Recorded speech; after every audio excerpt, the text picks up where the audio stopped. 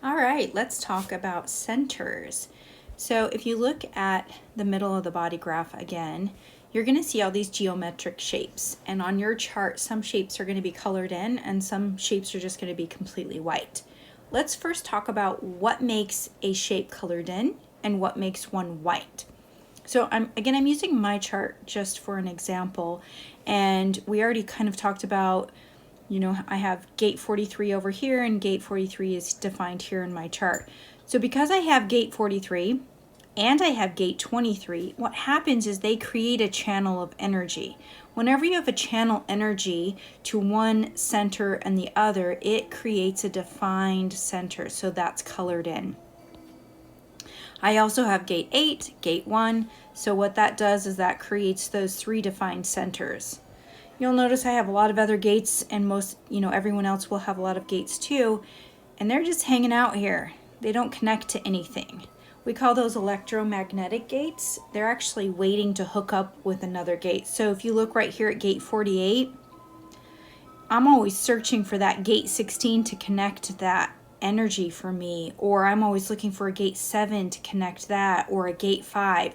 So you can see this is kind of what attracts us to other people. It's those electromagnetic gates that are just kind of waiting to hook up. Oftentimes that's kind of how we find ourselves in business with other people, in relationships with other people, is we're really attracted to the gates that we're missing, or we're attracted to the definitions that they have where we may be open. So let's go back to the centers and talk a little bit more about them. First, we have our head center. The head center is all about inspiration and ideas.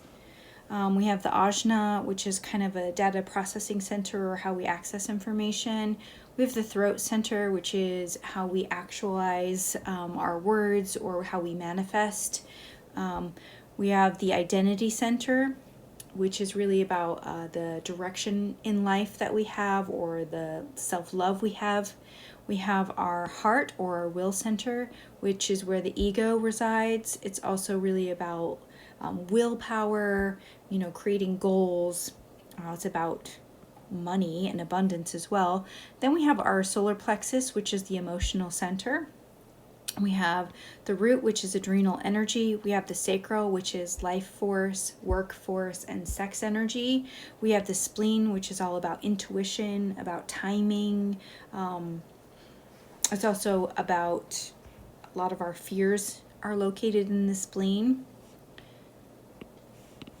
So let's talk again about the open and the defined. So when we have something that's defined, like I have the ajna defined, think of it as it's constantly broadcasting out a signal.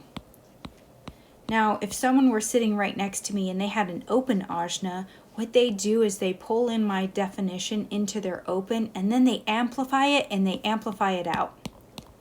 So anything that's colored in and defined is our reliable, consistent energy that we broadcast out to others.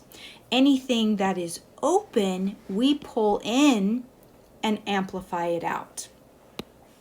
Sometimes I kind of like to think of the open centers as windows of wisdom. This is really how we understand other people and how we gain wisdom about how that energy is properly used.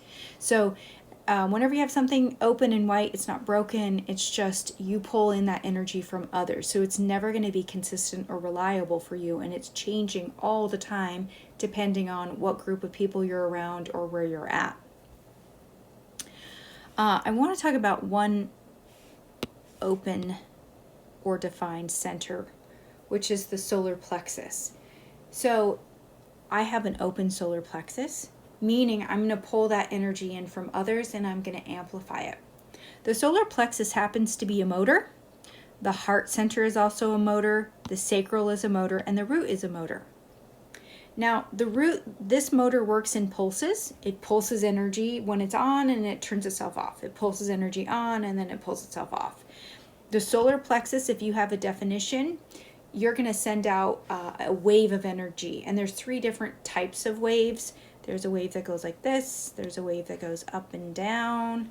There's a wave that goes up and then it crashes down, and then back up and then it crashes down. So it's always emitting different types of energies, or energetic waves, that solar plexus, if someone's defined there. The heart motor works also in, it's going to fuel you with the energy you need in order to get through a goal or a project, but then you need to pull back and you rest. So again, this is something that kind of comes in a little bit of a wave as well. The sacral is the only center that really turns the energy on. It's on all day until it's completely burned out. So I'm going to go back to the solar plexus. So someone with an open solar plexus, they're automatically an empath, meaning you're most of the time not experiencing your own emotions. You're pulling in emotions from others and amplifying it.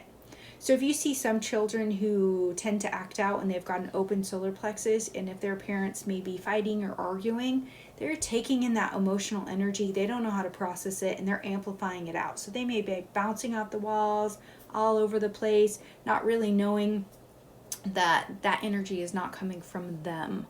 So really learning to understand that open center, understanding that that energy is not ours, is a really big thing in human design.